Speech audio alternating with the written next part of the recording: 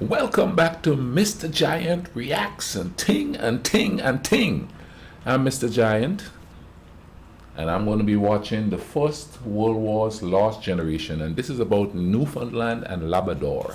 My inquisitive nature about Newfoundland and Labrador continues, you know what I mean? And before I go on, man, I want to thank everybody for all the comments and stuff that you all drop on the videos there. Thanks for all the supporting me watching this and thing, you know what I mean? Thanks for watching it with me. The more people I have here watching with me, the merrier it will be and thing, you know what I mean? And especially when you all comment, you know what I mean? So please drop some comments, drop some extra stuff, tell me about family members that was part of the events that I watched, especially in recent history and stuff that I watch. So, thank you all. I hope you all are doing good out there, man. I hope you guys are doing good. Let's go ahead and YouTube and simmer.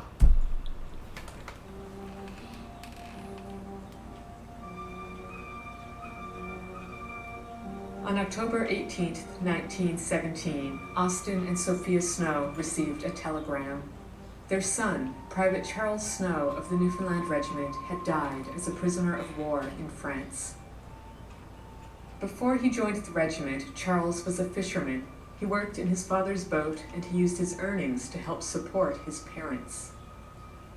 Charles's death plunged his parents into mourning, but it also left them in dire financial straits. Amid the heartbreak of losing a son, Snow's mother also had to apply to the government for the separation allowance it gave to soldiers' dependents. The Snows were a fishing family, but Sophia explained in the forms that her husband's deteriorating physical condition prevented him from making a decent living. He has been partly crippled all his life, she wrote. Without their son's help in the family fishery, they could not make ends meet, and they still had a daughter to support. The paymaster rejected her application. Referring to your application for separation allowance, I have been directed to inform you that same cannot be granted because your husband is not incapacitated, and consequently you cannot be considered to be totally dependent upon your son. The war had robbed Austin and Sophia Snow of their son. Now it also stole the financial support he would have given them in their later years. The Snows were not alone. Other families were experiencing similar hardships. John Fitzgerald was shot dead while binding another man's wounds on the battlefield at Gallipoli on December 1st, 1915. The government praised his selfless act of bravery, but refused his mother's request for separation allowance. What? Dear Madam, referring to your application for separation allowance, I have been directed to inform you that same cannot be granted because at the time your son John was serving in the regiment, you had another single son of military age who did not offer for enlistment, and the regulations provide that where there are two single sons, allowance will not be made until the second son enlists, and the reason given for non-enlistment of your second son is not considered sufficient to grant you the allowance. Mary Fitzgerald was a widow living in St. John's. Her other son was in Pittsburgh. It is estimated that between 1,600 and 2,000 Newfoundlanders and Labradorians were killed in the war. Each one of those deaths had devastating consequences for their loved ones at home. Some children grew up fatherless, like Harry White of Durrell's Arm. In 1922, the 6-year-old donated $1 to the building of the Beaumont Hamel Memorial. That was the spot where my father was killed, Harry wrote. Harry never had the chance to meet his father, who had enlisted a few months before his son was born. John Curley also died at Beaumont Hamel. His wife, Elizabeth, was left alone to raise their 4 children. The only money she ever received from the government was the remainder of John's army pay. Some of the soldiers who enlisted never had the chance to start their own families. William Morgan was just 16 years old when he died at Beaumont Hamel on July 1st, 1916. He was one of the approximately 272 underage soldiers who are believed to have died in the war while serving with the Newfoundland Regiment. Sometimes the effects of a soldier's injury or death went far beyond his immediate family. On October 11th, 1916, Lieutenant Stephen Norris was killed in action at Goudecourt in France. His parents owned a fish canning plant at Three Arms in Green Bay. The business was the economic backbone of the small community.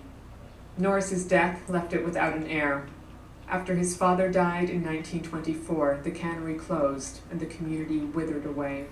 By 1945, only 2 families lived there. Today it no longer exists. The death of officers. Isn't it crazy that the war was all the way over in Europe, but its effects are felt not as far as the battlefield are concerned, but indirectly by people who were left behind when their loved ones went off the war. And it's kind of sad that the government is not going, hey, somebody died here fighting for this cause, but we're not going to help the survivors of it. You know what I mean? They should just automatically get help. That's the thing about wars, man. People just see the battlefield, and then they call people heroes and stuff. But the families that are affected by it, they sort of suffer, you know what I mean? Not just from the loss of the loved one, but they suffer to survive. I mean, look at this, no wonder why they call this the lost generation of the First World War. Because the families were left lost. That's just crazy. Like Norris, often had far-reaching effects on the Dominion's post-war development because they were usually the sons of the Dominion's social, economic, and political elite. Men who quite likely would have become business or political leaders. Only one of the 5 regiment officers shown in this photograph survived the war. The other 4 were killed in action. On July 1st, 1916, 4 members of the Eyre family were killed at Beaumont Hamel. The Eyres were a prominent family in Newfoundland and Labrador. They were businessmen, lawyers, politicians. The men and women who served in the war have been called Newfoundland and Labrador's lost generation. The lost includes those who died, but it also refers to those who returned home, forever changed by the physical and psychological wounds that would haunt them for the rest of their lives. Men who came home with lost legs or arms could no longer fish, a serious blow in a dominion where the family-based cod fishery was the pillar of the local economy. That happened to George Gilbert Baker of Trinity Bay. A gunshot wound to the right leg sent him to hospital on November 20th, 1917. His wounds were so bad that the leg had to be amputated. Before the war, Baker was a fisherman, but his injuries ended that. On May 15th, 1921, he sent a letter to the government stating that he could no longer work for his livelihood and he was finding it hard to make ends meet on his soldier's pension. Post-traumatic stress disorder also made it impossible for many more people to hold down steady work or to reintegrate into society. At the time, the condition was known as shell shock. It affected a significant number of the men who returned home. It also scarred many of the women who worked overseas as nurses and who saw death and suffering every single day. Part of a generation of potential leaders was now lost to Newfoundland and Labrador. It is impossible to measure the ways that this loss affected the Dominion. What we do know is that the post-war years were a time of tremendous political and economic turbulence. Scandal plagued the political scene for decades. Between 1919 and 1925, 6 different administrations governed the Dominion. Wow. The people became increasingly disillusioned with local politics and local politicians. Part of this was due to the tangle of red tape surrounding soldier pensions and separation allowances. Some people accused the government of breaking faith with the men and women it had sent overseas and with their families. Tensions were inflamed in 1932 when allegations of corruption and fraud surfaced against Prime Minister Sir Richard Squires. He was accused of misusing public funds, including money from the War Reparations Committee. The allegations sparked widespread public rage. On April 5th, 1932, 10,000 people rioted outside the colonial building. The mob broke windows, raided the building, and looted government offices. Squires escaped unharmed under a police escort, but his political career was ruined. The House of Assembly dissolved and an election was called for June. Newfoundland also experienced significant financial problems. It's sad that the people have to resort to that. You know what I'm saying? And what's even worse is like, it was because of corruption. It wasn't because like resources were like in dire straits. It may have been, but you know, show them people some good faith, man. You know what I mean? And people will revolt if stuff gets bad. I mean, it happened in Grenada. You know, there was 2 revolutions. One was popular, the other really wasn't, but still. Like here, if somebody tried to implement something through the government to help poor people complain about it. They complain that other poor people is getting stuff. In this situation there, nobody was getting anything. Everything was falling apart. So they have to resort to attacking the government.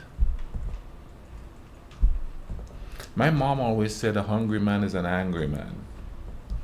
Maybe it will take that for people to get to the point where they say enough is enough. I'm not saying riot, because people are too adversary here. You know what I mean? They're politically galvanized. So, you know, but man, that is just crazy. You know what I mean? But you don't really hear these stories about places after the effects of a war that happened hundreds of miles away. You know what I mean? That's crazy. It had entered the war already in debt because of the building of a trans-island railway. Then it spent millions more on war loans, on interest payments on those loans, and on soldier pensions. A global economic recession in the 1920s made it impossible to rebound. By the time the worldwide Great Depression broke out in 1929, Newfoundland's public debt was so large that interest payments alone devoured more than 40% of the annual income. The situation was unsustainable, and Newfoundland turned to Britain for help. But Britain had itself been heavily burdened by the cost of the war. Its assistance would come at a price. Britain wanted greater political control over Newfoundland to ensure that the Dominion's funds were managed frugally. The Dominion would have to replace its elected government with one that was appointed by Britain. The new Commission of Government was sworn in on February 16, 1934. It remained in power until Newfoundland and Labrador joined Canada in 1949. The human and fiscal costs of the war were likely among the contributing factors that led to Newfoundland's crisis in the 1920s and 1930s. Although impossible to know, many people today wonder how Newfoundland and Labrador's history may have been different if it hadn't lost about 1,600 people in the war, or if thousands more hadn't returned home injured.